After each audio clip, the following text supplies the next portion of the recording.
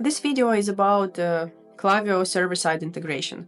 Our tag for Klaviyo is extremely popular for two reasons. The first reason is that the standard web pixel for Klaviyo can slow down your website significantly, and basically for customers who want to not only to use server-side dragging as a way of improving data quality, but who are also interested in decreasing basically the page increase, sorry, not in decreasing but increasing the page speed. So basically moving Klaviyo integration from your browser to server side will help you to boost your website page speed. The second reason is that with a Klaviyo pixel integration, you are not able to create contacts in Klaviyo, so basically this function is not available. With the server-side integration, you can create a new contacts and update events for these contacts and say page view events. Basically, all the possibilities of Klaviyo web tag are present inside the server-side tag, plus it also can create a new contacts. So let's get started with configuring Klaviyo server-side tag. So Klaviyo do not have any the duplication. It does not support. So you should have a one data source for the event. It can be either your backend or Klaviyo tag inside the web GTM or Klaviyo tag inside the SGTM. The first step would be to add Klaviyo tag from the template gallery. So just search for Klaviyo tag by Stape. I already have it. So let's go then to tags and create a new one. So the scenario that I wanted to show you is how to create a new contact and send item data when user makes a purchase. So the first tag that I will create is basically a purchase tag. So select Klaviyo and then select, basically you have a three types that you can select for the Klaviyo tag. Is basically active on site, event, and add to list. I will use event. So then you need to add Klaviyo private key. You can find it inside the Klaviyo account. So basically we have a link here on how to do that. The most important things basically for platforms like Klaviyo and other email platforms is user email. So add here user email. I do not have user ID, and yeah, I will skip that and I will add event name purchase.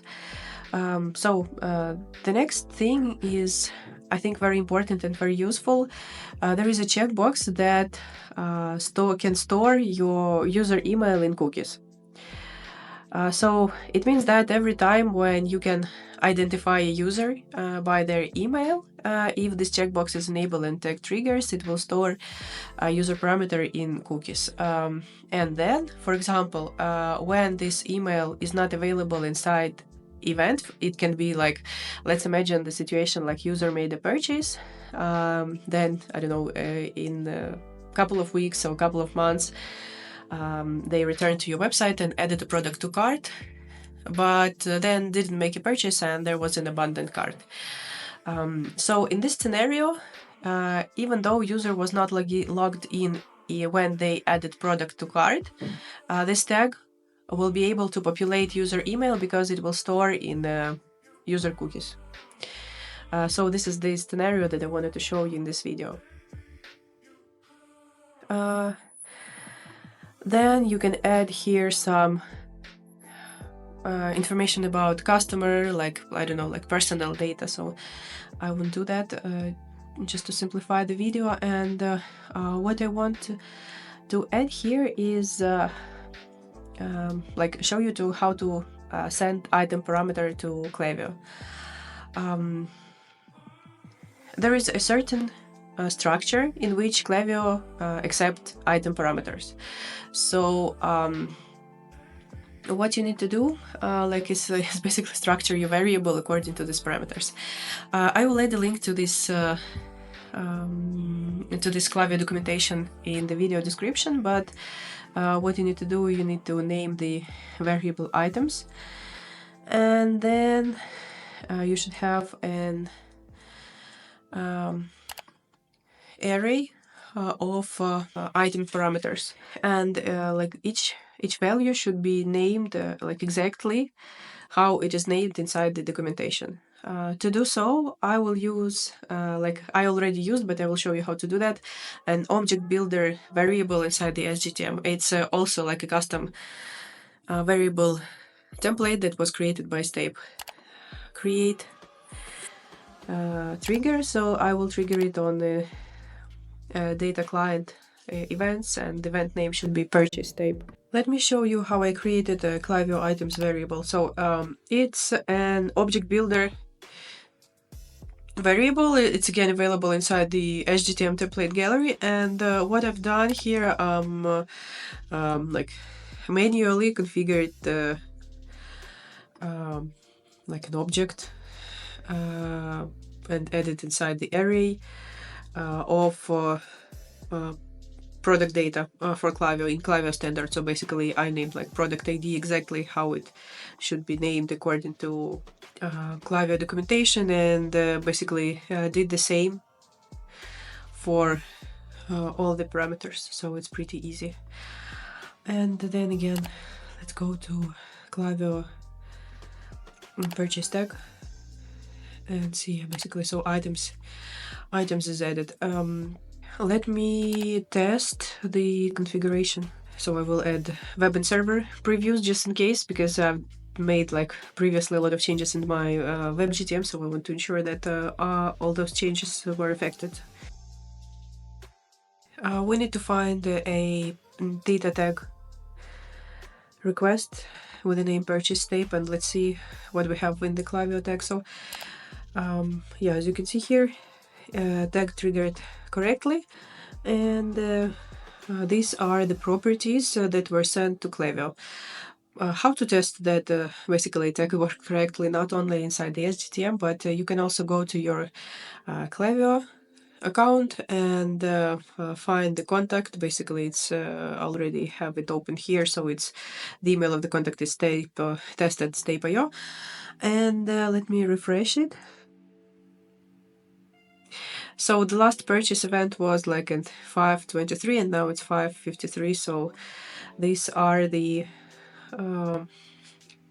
like this is the purchase event that we recently triggered inside the SGTM debugger, and this is the items parameter that was added to Klaviyo.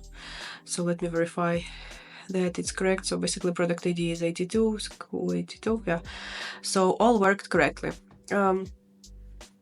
Next thing that I wanted to show is how this email storage looks like.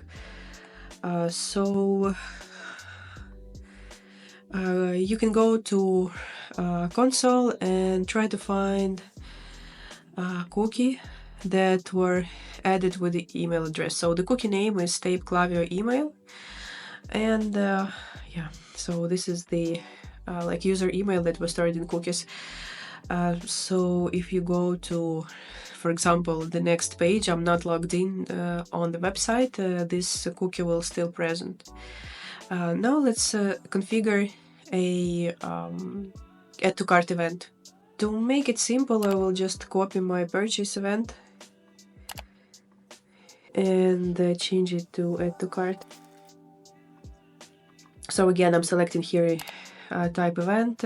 I do not want to send email because basically on in my case there is no way on when email is present on the to cart event, so I will just remove it. Again, store email and cookies, I will disable it. I've added the Klaviyo API key, and again, as an event parameters, I will send an array of items, because basically I guess the most common use case for all e-commerce stores is when you send an emails for users who abandon their cart. So to structure the email properly, you need to send information about the product that were added to cart. What I need to do here is change trigger, so it will trigger on data client events add to cart. So client name contains data client and event name add to cart Stape. Again, I will refresh the setup.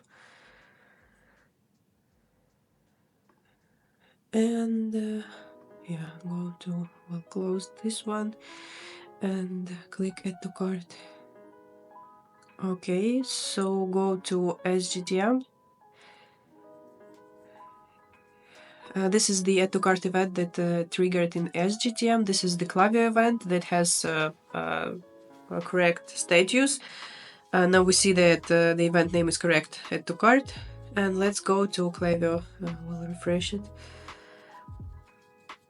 Yeah, and you can see here that add to cart triggered correctly. So basically this is the correct product ID.